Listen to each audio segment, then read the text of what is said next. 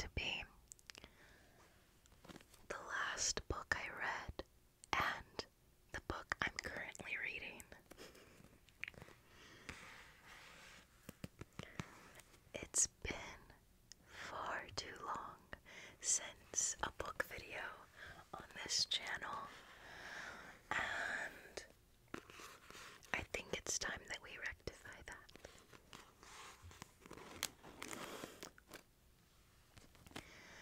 Now, just to tell you ahead of time, if you are interested in reading these books, I am going to give spoilers because I'm going to say, what I've thought of them. So,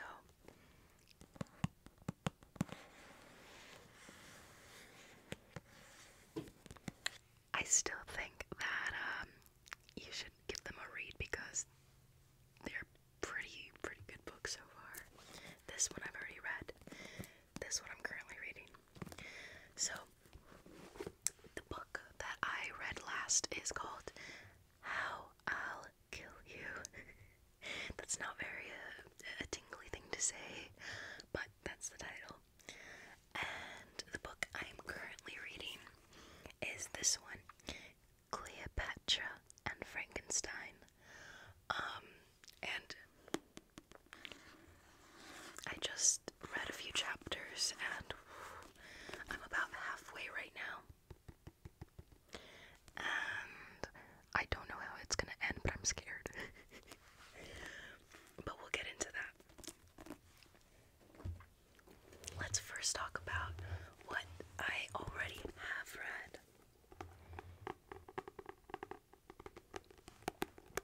Let's do some book triggers before we get into it.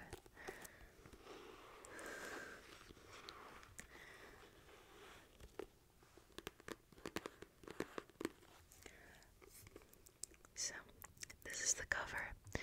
As you can see, it is a box of chocolates, and these chocolates look very ominous, I would say. And there's a little blood on her nail.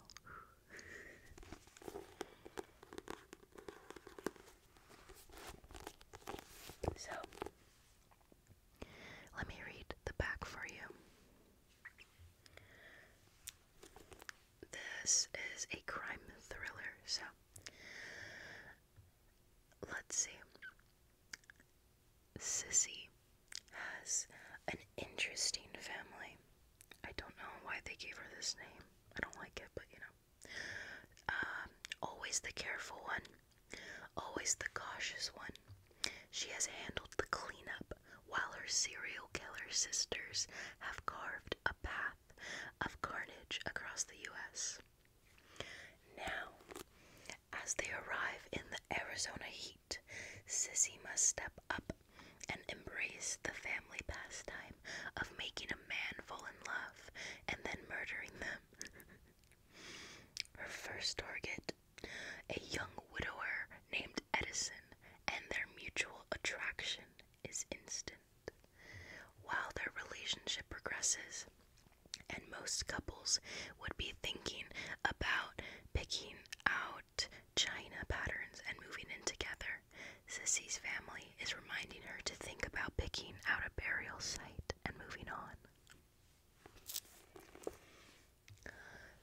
Then, something happens that Sissy never anticipated.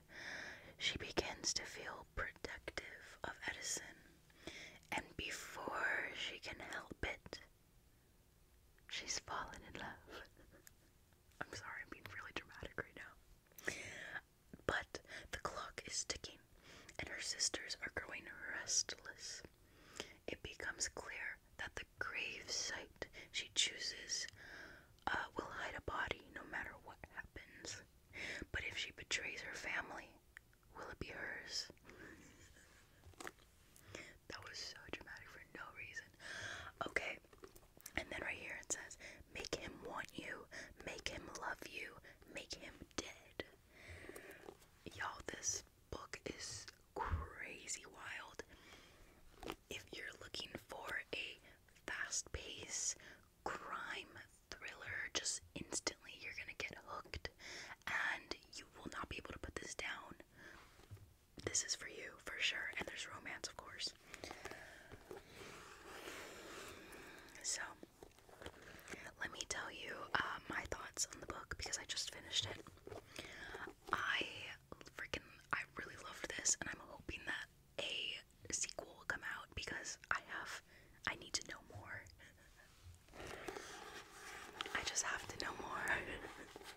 Okay, so what I thought of this book was, instantly I'm hooked, because the synopsis is that it is triplet sisters, and they are all identical. So, not one, not two, but three identical sisters. And we are following, like, we are in the brain of Sissy. I just hate that I hate that name. I don't like it. I want to call her something else, like Maddie or something. But that's the name that this is her name. But basically, these sisters have all named themselves, kind of, and named each other. Like, it's nicknames that they go by, but because they've been together, like, kind of on the run type of thing, for so long, that she thinks of herself like that name, you know, in her head. So in my head, I would be thinking, Sid, you probably shouldn't do that, or Machi. And you would be thinking your name, but her, she's thinking Sissy, because that's just what her sisters have kind of named her, because she's kind of the youngest triplet in a way, even though they were born at the same time. I'm sorry, I'm rambling, but basically, the oldest is Iris, and the middle one is Moody, and the third is Sissy. So, Iris, she's very headstrong, very, her whole part in the sisterhood is she wants them to be strong and tough, because they grew up and they were actually when they were babies, they were big on the news in America, apparently. This is all fake, by the way. They were all on the news because they were triplets that were abandoned, which is pretty sad. You know, they were left in their strollers and just, you know, just left, and that's really such a shame. You know, no child should have to go through that. So the three of them had to be put into the foster care system, but also because they were such a big national news. You know, how often do three triplets identical come up, you know, abandoned? I guess a lot of fundraising was done for them, so that a trust was made, so money was donated. So when they all turned 18, they got access to that trust.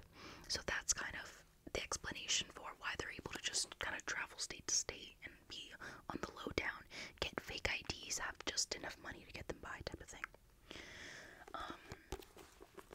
So that's how that starts.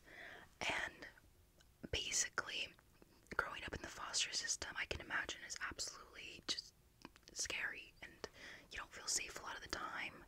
You know, it's very few children that come out of that system feeling good about it, you know. So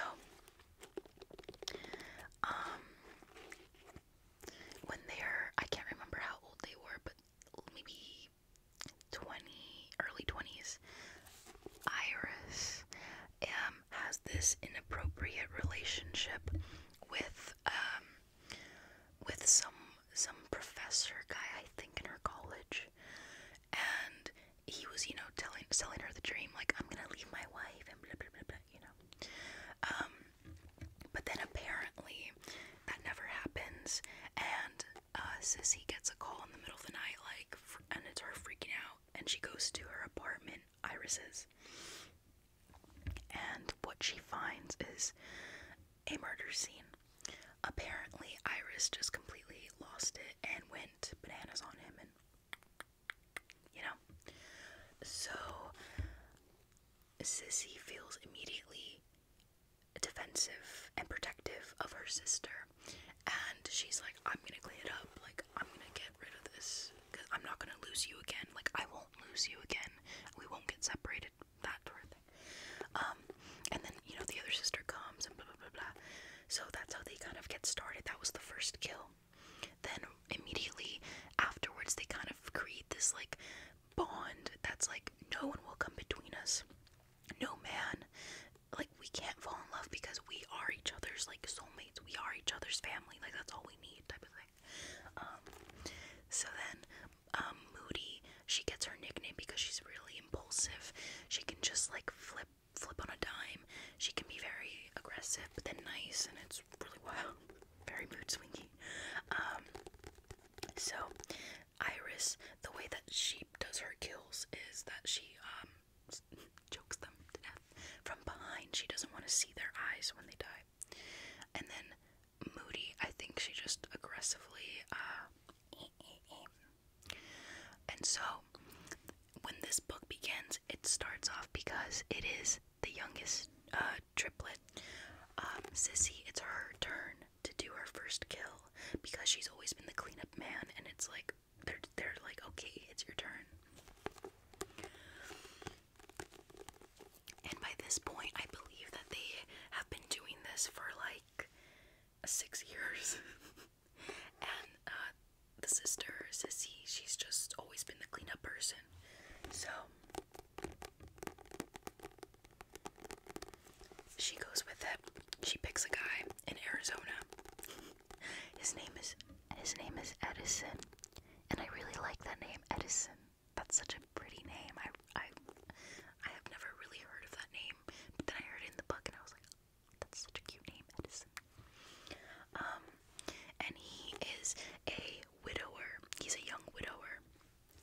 So he actually has an alcohol addiction problem, but he's in recovery for it.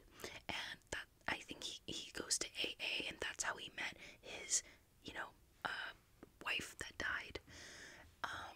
So obviously she's, the girl in the book, she's picking him because he's vulnerable. He's vulnerable, he's lost. He lost his wife, needs some comfort. So she inserts herself in his life, basically, and makes him start to fall in love with her. And her fake name in this is Jade, and I like the name as well, Jade. Jade's such a pretty name. So Jade, I'm gonna just keep calling her Jade, because I just don't like Sissy, like, ew, I don't like that name. So, Jade starts to, really get to know him, and she realizes, holy shit, I'm falling in love with him. But now I'm gonna have to, she only has a few months, because when they travel, the sisters travel through the states, they give each other just a few months to kind of get it done.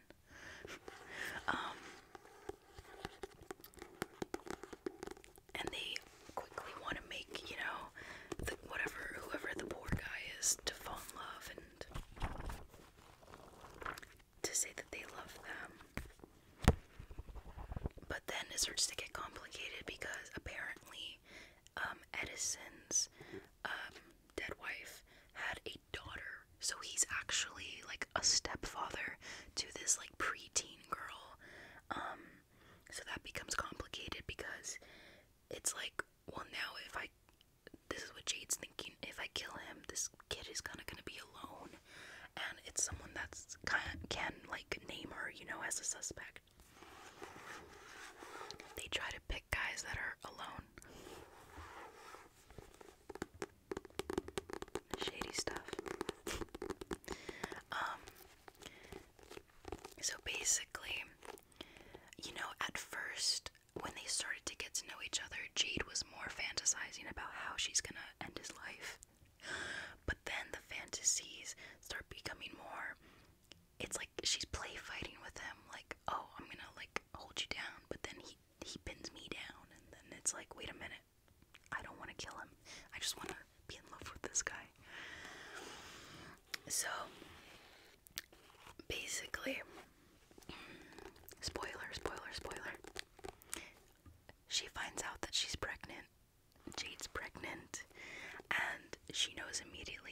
her sisters would not let her keep the baby. And she knows, like, I can't be a mother, you know? So it all starts to come to a huge, like, whoa, what's happening? Especially Edison actually has his own dark secrets, because the reason that his wife died was, I believe, a drunk driver, like some teenager, hit her with his car because she was walking somewhere, and he, drunk driving, he killed her. So Edison actually told Jade that some nights when he's really, feeling bad, he goes and he, like, sits outside that guy's house and thinks about how he would, which, I mean, it shows that he has a dark side as well. He has something that's dark, and, he's not just the good-going church man that he presents himself, and Jade really, like, respects him for that, because she would want to do the same, so she relates to him. She relates to that feeling of when you love someone so much that you would hurt someone else in that person's honor type of thing, because that's how she feels with her sisters. So she's like, wait a minute, he might understand me. So basically, all comes to a... Oh, and also this whole time in this town, she's making friends with this girl called Dara, or Daria, something like that. And I mean, you're gonna have to read the book, because that whole little side plot is pretty juicy as well, because that girl has this husband and then things happen. So but this video is already getting so long, so let's move it along, because I still want to talk about my current book I'm reading.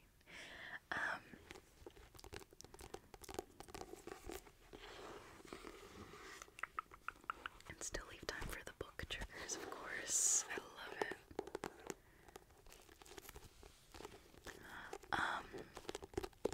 So her sisters, Jade's sisters, become impatient, and they're saying, okay, you need to kill for us, and why haven't you already?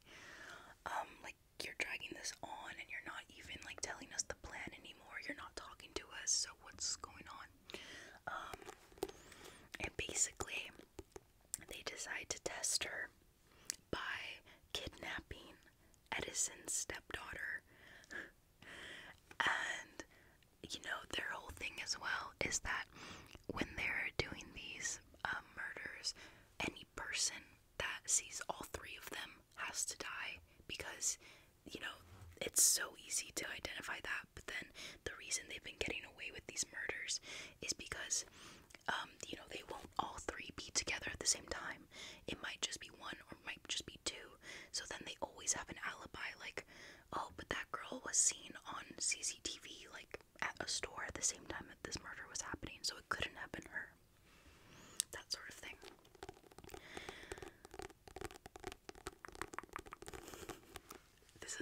I'm telling you guys, this plot is very, very, very, very well thought out. So basically, they test her, they kidnap the stepdaughter, and they're like, it's time to kill for us. In the end, Jade obviously couldn't, because she's innocent, there's, like, no way. And then, basically, she fights her sisters a little bit to get the girl free. The girl runs. One of the other sisters, Moody, runs after her. And then, Iris is, like, telling her, like, no, you have a chance, blah, blah, blah, blah, or whatever. And then Jade's like, what? What do you mean? What are you talking about?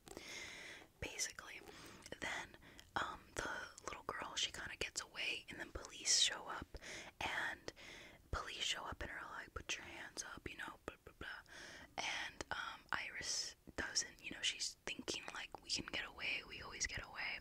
She's pulling Jade and whatever, and then they, fire at Iris, and Iris, she passes away right afterwards, basically. Well, not right afterwards, she has a little bit of time in the hospital, but when Jade goes to see her in the hospital, Iris tells her that first kill that Iris took responsibility for, that old, like, professor or whatever match days. Apparently, it was actually Moody that killed him, and Iris just took the fall for her. But it was Moody that started it all. It was actually Moody that was like, kind of, she set them off on this horrible path, because Iris actually was in love with that guy. Which is, wow. And also Moody, they catch Moody as well, and she's in jail, and she's gonna be in jail forever, basically, for kidnapping. All these murders are coming up in the news now, so and Moody's okay with it. She's taking the fall for everything, because she tells Jade, like, it was me that started this, like, you have a chance for a life, so you gotta leave and don't ever talk, don't talk to me anymore. You gotta have your own life away from this. So basically, all that happens, and then she finally reaches out to Edison again, and also this whole time she's still been pregnant. And she tells him the truth, the complete truth of what's been going on, her real name, everything. And they decide to meet. Like, Edison actually wants to see her. And so Edison meets with Jade, and when he sees her, he's like, because she has a visible bump, and he's like, what? He's like, why didn't you tell me that? And she's like, I didn't want to tell you that because if you wanted to see me, I want you to want to see me on your own, not just because I'm pregnant with your baby. So then Edison is like, well, it's good to meet you for real, like the real you. And Jade's like, kind of smiles at him, like, and they kind of smile at each other, and there's a moment. So, and that's how the book ends. That is how the book ends. I need to know what happens. Do they just get together? Do they keep the baby? Like, wait, well, obviously, because she's bigger now, but like, what happens? So that is the basic plot and summary of this book, How I'll Kill You.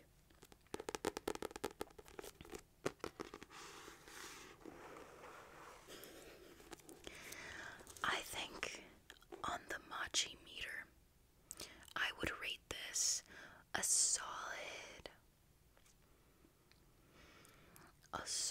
4 out of 5 stars. I would say so. I would absolutely say so. I can't give it a full 5-star rating because I don't think I've ever read a book that's well, I might have one book that's a 5-star rating, but I would say it's a 4 on the Machi meter. So that was my last book that I read. Now finally, let's move into the current book that I'm reading. I hope you guys don't mind that this is a longer video, by the way. I kind of enjoy longer videos anyway, so hopefully you don't mind. So, this book, Cleopatra and Frankenstein. I love the cover so much. Isn't it so beautiful? Like, look at that. I love the colors, and I love that painting.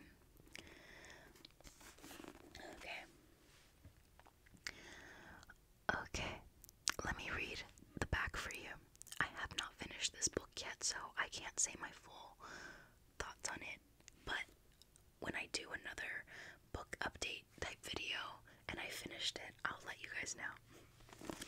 So, 24-year-old British painter Cleo has escaped from England to New York and is still finding her place in the sleepless city when, a few months before her student visa ends, she meets Frank. Frank is 20 years older and a self-made success, and his life is full of all the excesses Cleo's lacks. He offers her the chance to be happy, the freedom to paint, and the opportunity to apply for a green card.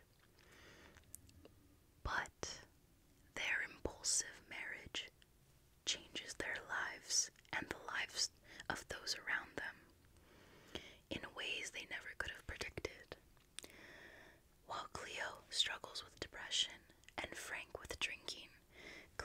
best friend tries to embrace his gender identity in the wake of her marriage, and Frank's financially dependent sister arranges sugar daddy dates after being cut off.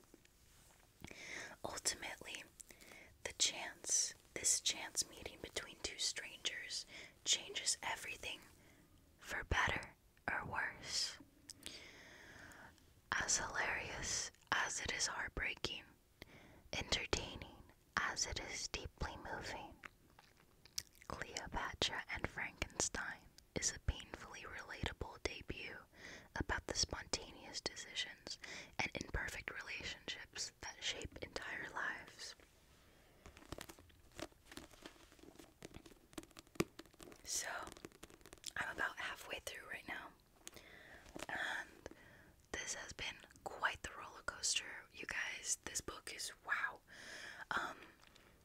It's kind of, the chapters are kind of split by following different characters throughout.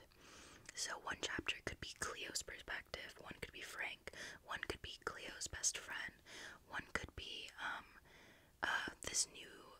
this new character now in the middle, and then one is like Frank's sister, the one that's needing money. And it's been a really wild read so far. I mean, I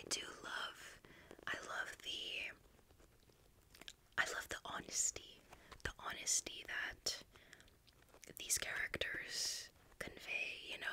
It feels like all their flaws are just kind of laid out in the open, and these characters, even when they're thinking to themselves or talking out loud, they're not ashamed. They're just kind of living their truth. And while the topics at hand are a bit heavy, depression and drinking, gender identity feelings and things like that, they're a little bit heavier. I do love the way that it's spoken about. It's spoke about, with a tone of great humor, but also that honesty that I really like.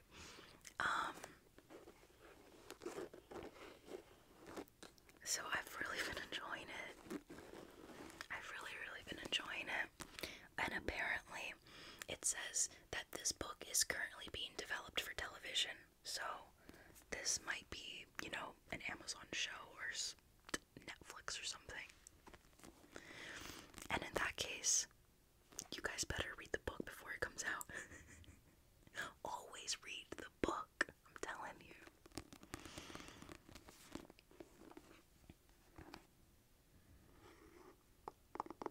So I'm not gonna go into like everything that I've read so far because, I don't know my full thoughts and everything yet. I have to read the whole thing and then kind of digest. But it's getting really wild because there's this new point of view that suddenly appeared in the middle of the book, and I'm like, who is this? And then now I know who this is, and I'm like, this is trouble for Cleo and Frank.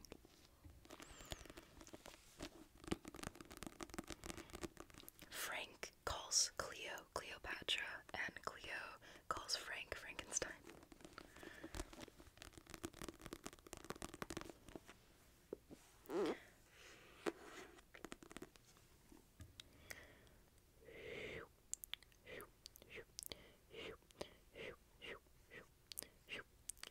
But I've really been enjoying this book, and I'm going to continue to read it, and I'll probably finish it very soon because I'm just going through it like mad.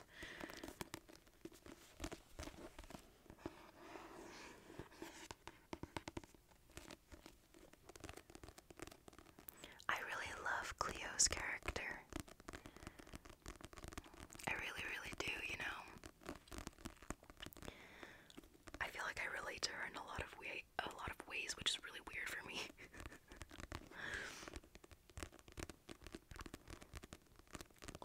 It's actually pretty interesting, when you pick up a book and you are reading a character and you're like thinking this character is so similar to me.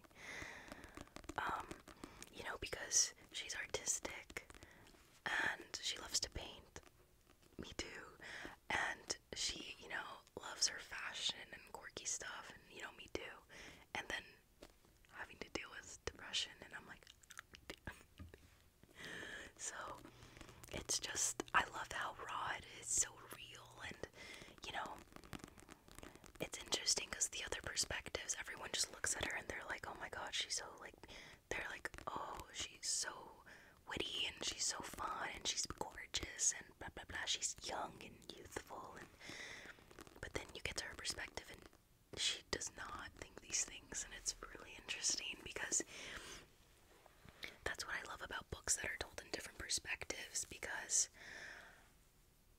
it's kind of a breath of fresh air.